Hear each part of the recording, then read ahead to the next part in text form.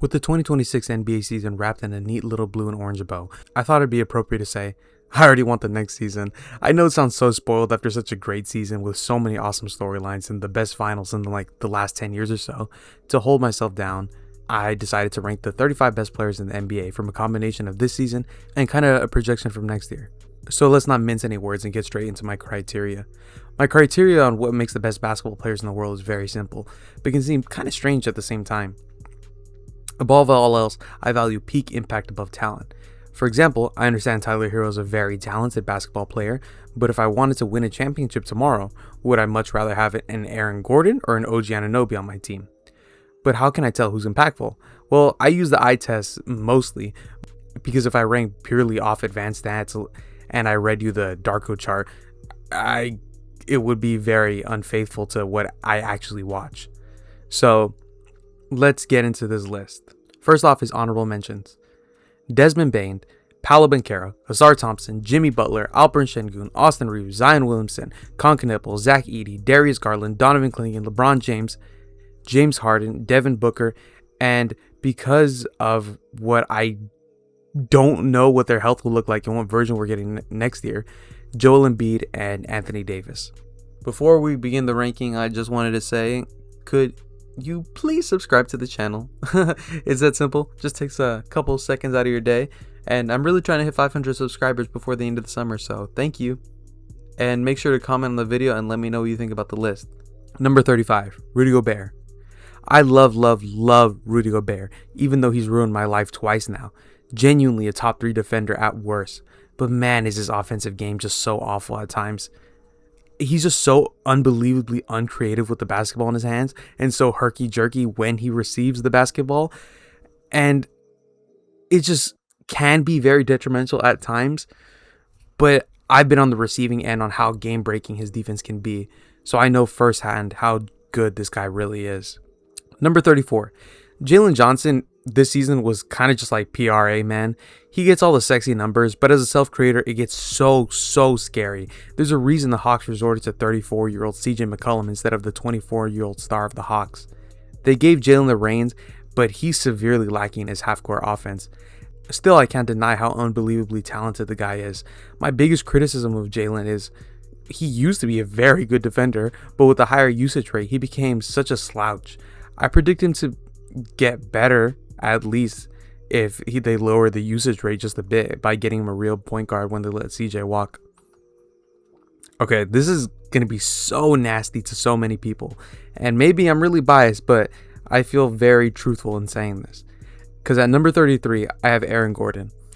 And I really don't think there's a flaw in Aaron Gordon's game over the last 2 years. The only flaw Aaron Gordon has is maintaining to stay on the court. AG can do everything and anything a team needs to win a championship. Great team defender, yeah. Great perimeter defender, yeah. Great post defender to guard bigs like Wemby, yeah. And a top 3 lob wing in the game, yeah. Shit, even when Jokic was out this year, our coaching staff was using him as a playmaking hub like Jokic, using his passing off of pick and rolls. AG can literally do it all. And it's my list. Call me biased if you want, but I would much rather have Aaron Gordon as my third option than most guys as my second option. It sounds so sacrilegious to say, but if I had to choose between trading Jamal or AG this offseason, I'd trade Jamal because there's a lot more Jamal Murrays than Aaron Gordons out there. And as much as it hurts to say, but not really, because I love him too, just my Nuggets bias, I just think OG Anunoby is better, and that's why he's at the 32 spot. OG has an all-around better offensive game than Aaron Gordon has been able to remain athletic, allowing him to guard a lot of faster guys Aaron Gordon can't stay in front of. He's just so damn fast that he can stay in front of these athletic and quick guards, but he's so big and sturdy that he can be the primary defender on Wemby. But be so explosive offensively, he can get past Wemby at the same time. And I'm just using the finals as an example because OG was terrific. He was legitimately, OG was incredible in the finals and just the postseason in general. Number 31 is where I have Jalen Duren. And JD had such a strange year because most of the season he looked completely dominant offensively. And the postseason comes around and we're supposed to get this tougher, more hard-nosed basketball where you get in the paint and really get to work. But Jalen Duren, even in the shrunken floor of the postseason, he was the mousiest mouse to ever mouse. He was completely outmatched by Jared Allen, Mobley, and Wendell Carter. The most points he scored in 2 7-game series was 15 points. He averaged 20 in the regular season. Duren was so unbelievably disappointing, and his self-creation leap was completely exposed as being fugazi, while also getting picked on defensively. If Duren can make any kind of improvements defensively and roll into the basket, I believe he's still up here as one of the best in them. But I always value the more impactful player, and that's why I have Bam Adebayo. I mean, I'm not a Bam Adebayo fan. I hate watching him play basketball because I think his offensive game is just so gross. Bam is a perfect plug-and-play star that can really fit anywhere and would change most teams. The worst part about him is that the defense comes at a premium price tag, so it's hard to put him in an ideal spot as a third option. I don't know if this is the hottest take of my video yet. Maybe the AG and OG stuff is worse, or a couple future ones later, but at the 28th spot I have Dylan Harper. This guy's just a fucking monster, man. If we erase the postseason from our minds, I wouldn't consider Harper for this list, but Jesus Christ, he was a top 10 player in the postseason as a rookie, being the second best player on a team that made it to the NBA Finals. His scoring game is already perfected for postseason resilience. It's absurd for his age. It's just so mature and polished already. He gets to the rim so flawlessly and has so many creative angles, and is so big to finish over the smaller defenders on him, but so fast that he's able to get past them. He's just so unbelievably creative at getting to the rim. But still, he never shied away from picking up a defensive challenge like Shea in the Western Conference Finals and getting in his chest. And then he could still ISO Shea and hit a step back 3 over him in Game 7 of the Western Conference Finals. He completely balled out in the NBA Finals. Call me reactionary, call me what you will. Dylan Harper is special. This postseason scoring resiliency for a rookie is just absurd. He wasn't shaken at all. The fact that they were playing Fox over him is still makes my blood boil, man. And he can get even better next season if he takes on more ball handling responsibilities and works as a facilitator, because right now he doesn't really pass for shit, but it's okay. I love Dylan Harper, and believe me when I say, if I see Peterson play a single second at Summer League, best believe I'm already gassing him up the same way, bro. But I still think Cooper Flagg is better, and that's why I have him at 28. We don't really get to gauge just how good Cooper Flagg actually is because he had a crazy usage rate on an awful team. But this guy seriously has no flaws in his game. He's the perfect archetype of the modern wing. Maybe if the Mavs look to compete this year, we'll see just how good he really is. At number 27, I have Franz Wagner. Franz FC, I'm planting my flag. This guy does everything you could ask for a basketball player. Great defender, check. Incredible slasher, check. Good playmaker, check. Immense off-ball value, check. He does literally everything I could ask for, but shoot a three-pointer. Almost 2 years ago, I was begging for him to fix it. But, I mean, it's looking like a pipe dream now, and it's probably dead. But hopefully a healthy season and the dictator wearing 5 letting him play will bring me good Franz ball. At number 26, I have Amen Thompson. I think my Amen point guard leap is dead. Şengün is a good playmaker, not a great one, and doesn't provide any kind of half-court offense for Amen to operate off of. So hopefully a healthy Fred VanVleet or another point guard will unlock Amen off ball, because he is truly so good off ball. He's like Jamar Chase or something. We just need to get an actually talented passer to feed him the ball in his spots. Amen averaged almost 20 points this year with 0 floor spacing outside of Kevin Durant on the team. He lived off backdoor cuts, lobs, drives, and I'm not asking for a mid-range game or goddamn even a fucking 3. I'm not. It is too much to ask for. But can I please get even just one little like signature move, one reliable short mid-range shot, please?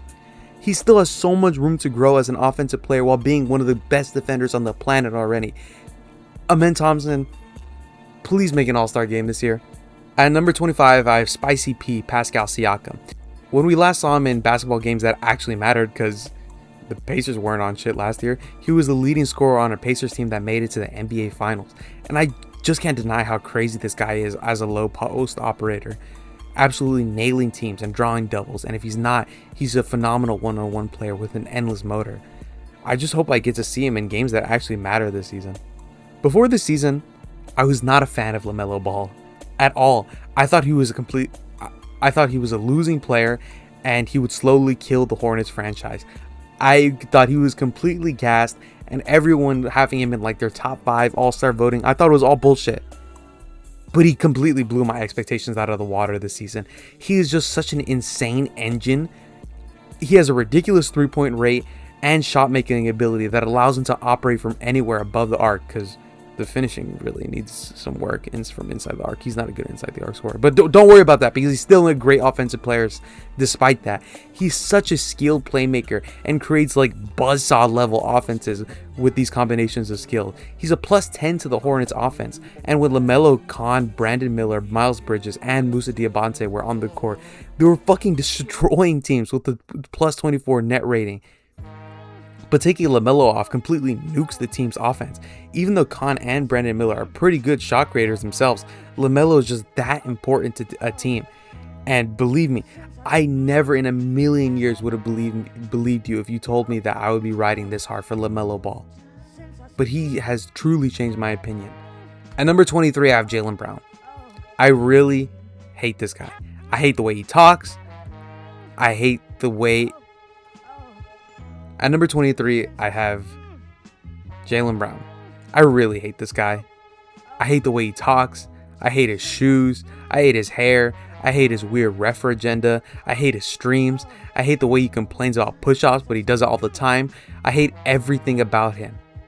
This was the most disgusting ChatGPT Israeli high usage rate season the basketball world has ever seen. The fact he was in legitimate MVP conversations with one of the best teams around him and the best coach in the league is a fucking disgrace. I hate him. I would put him lower if I could, but I'm trying my best not to be biased with this list. Genuinely the only player in the NBA I actively root against. And this is probably my hottest take of the video, but I just think Derek White is better than Jaylen Brown and contributes more to winning than him. And that's why I have him just outside the top 20. I love everything Derek White does. He is such a one-of-one player where every advanced stat in the book will tell you this guy is a superstar caliber player. He just does everything perfectly but put the ball in the basket. But only this season. He's one of the best on-ball and off-ball defenders in the world while providing incredible floor spacing. And what I think D. White has over guys like Aaron Gordon and OG is he's not just like a good playmaker on both sides of the ball, but a legitimate great playmaker. And it was proven this year where he was still one of the most impactful players in basketball when his shot wasn't falling at all. Oh, Jamal, what can I even say about you? All year I was on your tip, saying you were better than so-and-so, and this is the third postseason in a row you completely let me down. Jamal was the by far best shooter in the regular season. Shit, he was doing stuff that was 2016 Steph Curry-esque, but put Jaden McDaniels on him, and apparently the water is completely shut off. So what the fuck ever, man. I don't care. I was just so certain that this is like a new Jamal Murray. The whole season I was like, this is like a playoff Jamal played in the regular season, and then playoff Jamal played like fucking Team Canada Jamal. The best shooter in the regular season dropped from like I don't even remember how ridiculous his splits were, but he dropped to 26% from 3 and had 3 games where he didn't even make a single 3 in that postseason. And it's just such a sad end to a legendary regular season for Jamal. So disappointing. It's so weird that people so quickly forget just how good Jalen Williams actually is. He's like OG Anunoby if he had even like 20 times the on-ball capabilities. He is just so versatile. He is the perfect Swiss Army knife defender while having a talented arsenal offensively, even dropping 40 in the finals. This guy is incredible. And there were some games in the postseason last year where the scoring and shooting got a little too bright, but hopefully with that experience and a healthy offseason, I didn't know he was going to be so injured this offseason. Like, I don't know what's going to stop the Thunder from winning the championship again. Like, if Dub doesn't get hurt and the Thunder have that second ball handler next to Shea, maybe we're talking about the Thunder going back to back currently as we speak. I feel like I live in an alternate dimension. Everybody on Twitter just like completely underrates Tyrese Maxey. He didn't take the usual scoring leap or anything because he was already a good scorer. No, you could literally see his game mature before your very eyes. He felt a lot more responsible for the Sixers, as Maxey was kind of meant to take the reins for the team since the beginning of the season, and it worked out pretty well. And yeah, Joel is still the better player when healthy. The Celtics just showed him so many coverages and he obliterated all of them. He is just so incredibly hard to stay in front of. And he is just so unbelievably talented as a shooter that you can't give him any room to operate off of. He is such a crazy mismatch. And if he puts a tad more muscle to fix that rim finishing, which is kind of underwhelming at sometimes, I'll be damned if he's a top 10 player, man. I was so certain Mobley was going to make some mystical top 10 player leap this year, but he just continues not to be an aggressive scorer whatsoever, shying away and not wanting to make any moment offensively, despite being an untradeable piece for the Cavs. Game 1 against the Knicks, where the Knicks made that massive 21-point comeback, Mobley takes 8 shots the entire game. 6 were in the first quarter. Yeah, Mobley consistently does not want to play aggressively, but I can't deny that. Next year, with just a little, please Mobley, just a little post touch and mismatch hunting, while providing this all-world defense, he is this good, I swear. And him and Chet are basically in the same boat. They're hideous twins together, but I think Chet is slightly better off of the fact that he is the second most dominant rim protector in the world, only behind, the greatest defender ever. So I feel like that's a pretty good accomplishment. Chet has a solid mid-range game, unlike Mobley, but his three-point shot is so slow that most of the time it's a gimmick being a stretch 5 for him. It doesn't work. He isn't a threat to shoot. So many times during the Thunder series, the team was able to help off Chet because he's like a gimmick stretch 5. He's a good shooter. His shot is just so unbelievably slow. And when he meets Mobley, he's just such a mouse. Like, whatever, man. I don't know. I don't know what to do with him anymore. But I don't know. It's the same thing with Chet. Just put more muscle on and actually look to score the ball and not take 2 shots in a fucking Game 7 game. I'm so unbelievably sick and tired of the Donovan Mitchell first option experience. He is an awful playmaker that is nowhere near good enough to warrant being a first option, and a nothing burger of a defender and gets picked on for his size. But the guy is just so unbelievably talented as a scorer, and if he got to play next to any truly great point guard, he could be even higher for me. But for now, I'm over it. Go to like the Hornets or something, dude. Like this is not working. I'm so over Donovan Mitchell as the first option. And maybe it's a little too late, because I don't know if you noticed the trend. Sometimes I do take the impact guys, but Donovan Mitchell will be lower on this list if I actually valued purely impact over everything. I know he's a very talented basketball player, so I have to put him this high. But I don't know. Probably the biggest PR boost of the entire playoffs was Cat. The entire offseason, I was thinking to myself how hard it would be to win a championship with Brunson defense, let alone Cat being maybe the worst pick and roll defender I've ever fucking seen, which is, the most common play in basketball. Anyway, Cat has taken a leap by doing less.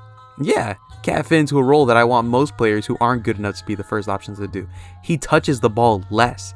Cat used his ridiculous floor spacing and gravity down low to become a passing hub, creating an everyone eats offense for the Knicks while leveling up as a defender before my very eyes. And I couldn't be more happy for Cat. This is truly the best version of him. And I don't know. At 14 is like Kevin Durant. I don't know. He's Kevin Durant. He's going to be 38 next year and will probably be the same 26 points per game on 64% true shooting without the volume you need to be a 1A option anymore. KD really is like at the true plug and play stage of his career, and I think he could fit on a ton of teams still, so I guess I'm obligated to put him here for that. He's just, yeah, he's Kevin Durant. This guy is only dedicated to basketball in life. He could be 48 years old and just be like Clippers Nick Batum. At 13, I have Scotty Barnes. Scotty was maybe the biggest surprise of the postseason for me outside of Dylan Harper. I always viewed him higher than most because how game-breaking his defense is, And it's complete bullshit that Derek White was on first team over him and he didn't make an All-NBA team, but whatever. But with BI being literal shit from a butt in the playoffs, Scottie still managed to have an impressive postseason where he was the best player in the series with James Harden, Donovan Mitchell, and Evan Mobley in it. There were several games where his three-point shot was completely a non-factor. He even had 3 games where he didn't hit a single one. But this guy's just so unbelievably incredible as a defender at every single position on the court while being a strange 6'9" Giannis adjacent point forward. This guy is just incredible as a playmaker, and he is getting some self-creation boost, especially in the playoffs. His game kind of just caters to that environment more. And if I get just even a little more self-creation in the regular season, I'll be damned if I can't put him in top 10 talks. And number 12, this is where I still have Kawhi Leonard. This list is projecting for next year, and if it was strictly this year, I wouldn't hesitate to put Kawhi top 4. Unfortunately, it seemed like a kind of 1-on-1 season for an injury-prone 34-year-old who decided to finally unload the clip and have the best scoring season of his career so late. But next year, he's going to be 35 years old, and any team would kill to have this version of Kawhi. He's just so incredible as a scorer, and is able to maintain such insane efficiency while being such a high volume scorer now. And he just takes such a great care of the ball. After being maybe the 3rd best player in the entire postseason, this is where I have Cade Cunningham. Cade had probably the biggest load to carry out of anyone the entire year. I mean, the guy had to compete with 3 complete non-shooters on the floor in the playoffs, guys who can't create with the ball in their hands, and the mousiest mouse to ever mouse in Jalen Duren, but he was still able to create good enough offense for himself and his teammates to win games. He is a legitimately good two-way defender, taking on assignments like D-Mitch while being overtaxed on the other side of the ball. And I understand the turnover thing is a real issue, but if you can get him even just a little ball handling help that isn't Karis LeVert, I'm sure the turnovers being so egregious and other scoring inefficiencies will go down just a bit. He's just so overtaxed currently. Yes, coming off a year where he played 0 minutes of basketball and looked like he was dying every time a photo of him was posted online, I'm sticking with Tyrese Halliburton. Halliburton is just a complete master at high usage management. Post All-Star break last year, Halliburton averaged 20 points on 44% from 3 and 11 assists on an absurd 1 turnover per game. This guy's just a freak, man. He makes your offense just go. He was a plus 15 in the Pacers playoff run, and Halliburton's biggest argument against Brunson is Brunson's team would still be pretty good if Brunson missed a year like Halliburton. Halliburton's team just turned from shit to garbage. It's crazy. Why does nobody remember his ridiculous closeout game against the Knicks last year with 32, 12, and 15 with 0 turnovers? I mean, Hallie does have his limitations as a scorer, so that's why I do have Brunson over him. And I understand he's coming off that Achilles, but Tatum looks like Tatum, so why can't Hallie? And at number 9, this is where I have the reigning finals MVP, Jalen Brunson. Brunson is literally a top 5 worst defender in the league. It doesn't matter. Brunson's scoring playoff resiliency is the most important skill any player could have. He just is so unrattled by any kind of coverages you send him. It's crazy. The guy will always get to his spots. The Spurs, the Hawks, the Sixers, when it comes to the fourth quarter, everyone knows Jalen Brunson is getting the ball. So why can't anyone stop him? Everybody knows the ball is going into Brunson's hands, yet they can't do anything about it because Jalen Brunson will get wherever he wants. The ridiculous 3-point pull-up shooting, the ridiculous fucking head fakes, the crazy shot making, the turnaround faders. Brunson has just an arsenal of scoring ability. Especially projecting for next year, I just think Anthony Edwards is better. Ant is one of the most translatable regular season to postseason scorers in our game. He's just such a high floor as a scorer, but still has room to grow as a mid-range scorer. I don't really know if he's going to grow as a playmaker because this year he was handed the keys after having 0 point guard help, and he averaged 3 assists to 3 turnovers. But he's just so incredible as a scorer, and on one knee he gave the Nuggets complete buckets, and on 0 knees he gave the Spurs complete buckets. This guy, you just can't fucking stop him. He's like superhuman. And at number 7, maybe I'm doing way too much, but I'm sorry, this is where I still have Steph Curry. I can't see myself putting Steph any lower until he shows me he isn't Steph anymore. Yeah, he isn't an incredible driver anymore, maybe because of his age, but he put on more muscle to make up for it, and he's a better defender for it. But at the end of the day, he is the second or greatest offensive player depending on how you look at it, and he still has the most important skill in basketball and the most incredible superpower in basketball history, and that's Steph Curry's 3-point shooting. And I haven't seen that go anywhere. I think Steph is still Steph. If you put a good team around him, not whatever the fuck the Warriors have going on, I will never lose hope that Steph will make that team still a top 3 offense and carry these teams. He is just so good still.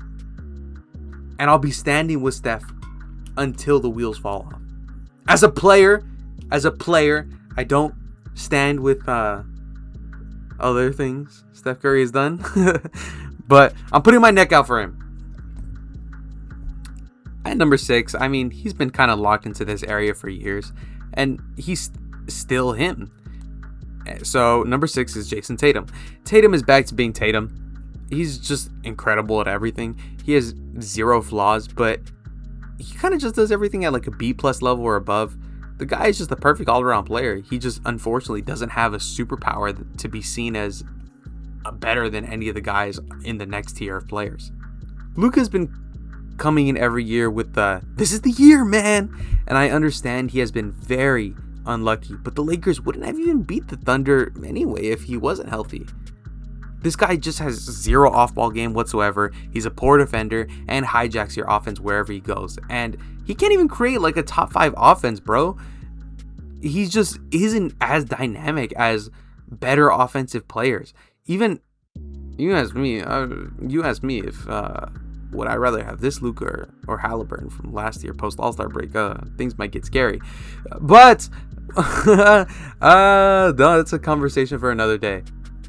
He just plays a very inefficient brand of basketball, but he has the numbers and he has all this shit, and still he's Luka, so I put him here.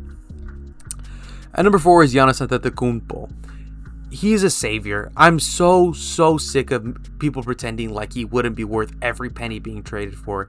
He's a monster on both sides of the ball. He isn't anywhere near as dominant as he was defensively, but he's still a great weak side rim protector.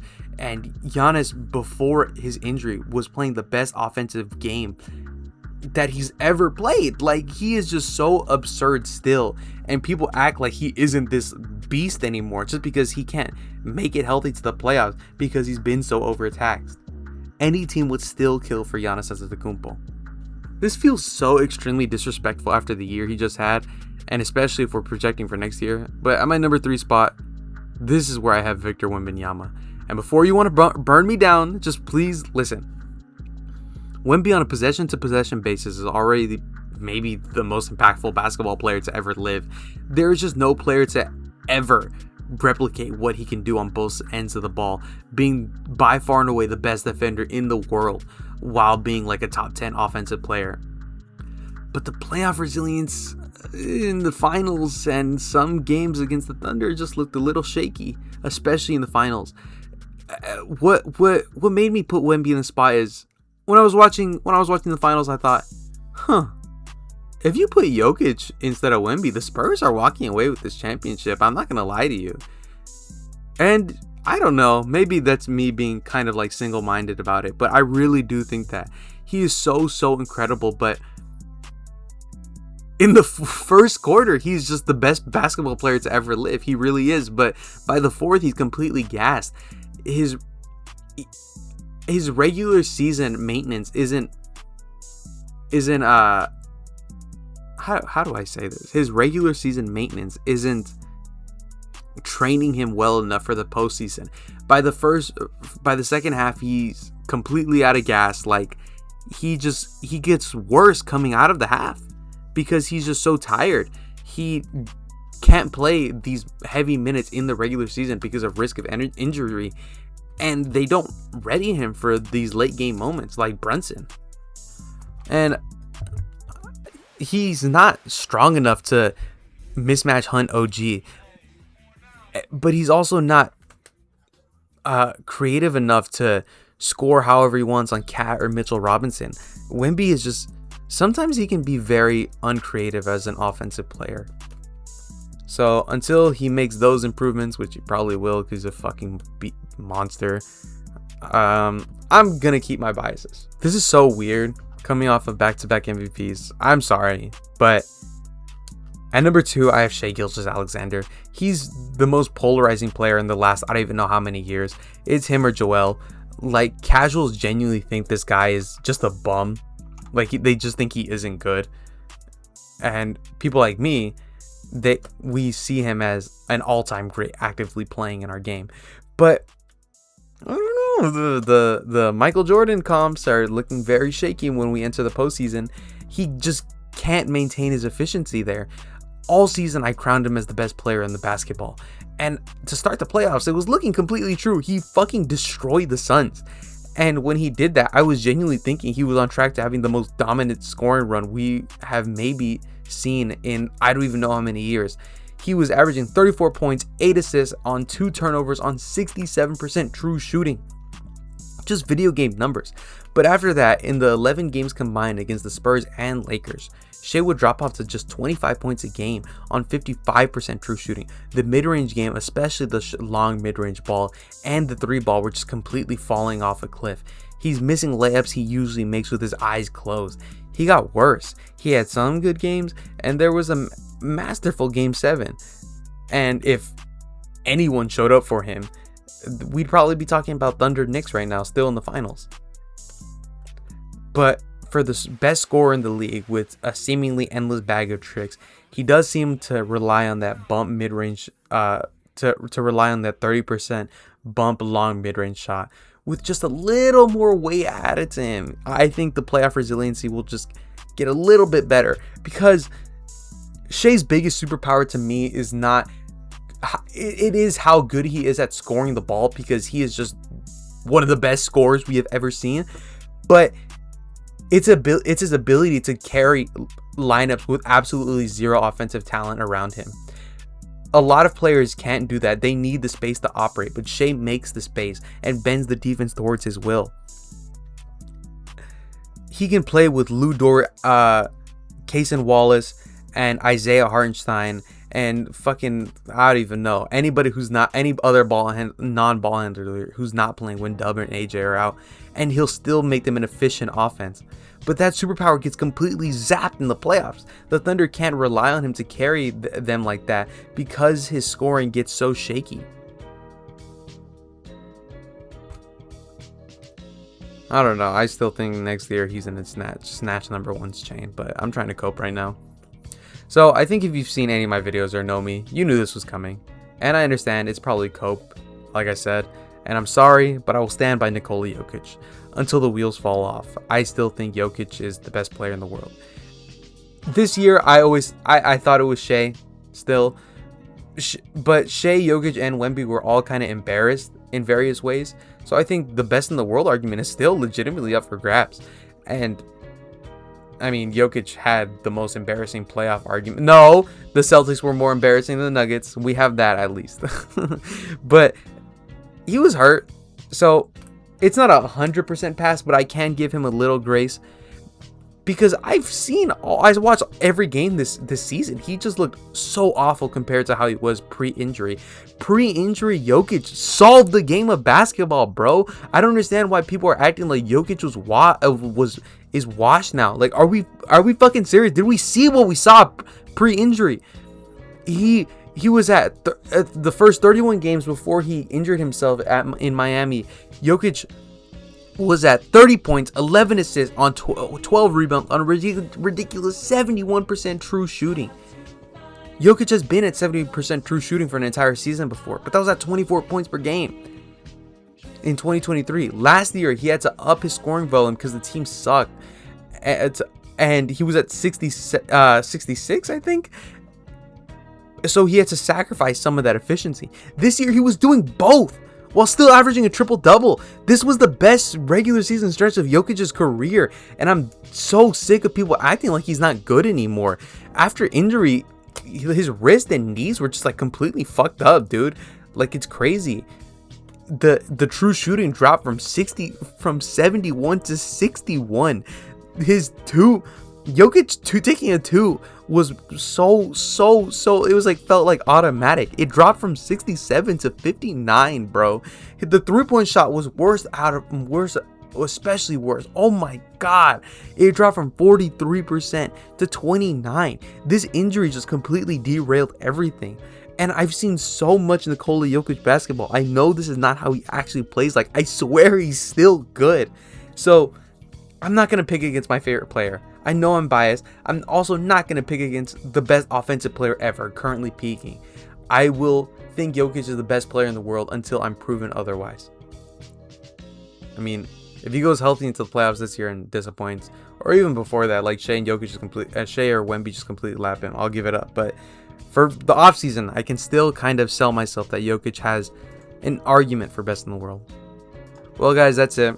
That's my top 35 NBA players ranked. I don't know how long this video is going to be.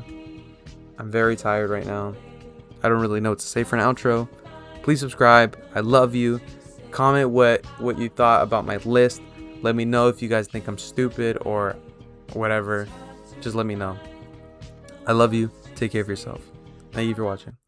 Spent nights off of diners at my desk. Did time in the tower off of spliffs. I'm not like the cowards on the fence. I'm not like I'm lounging on the bench. Get about and get your shit. Find some power in yourself.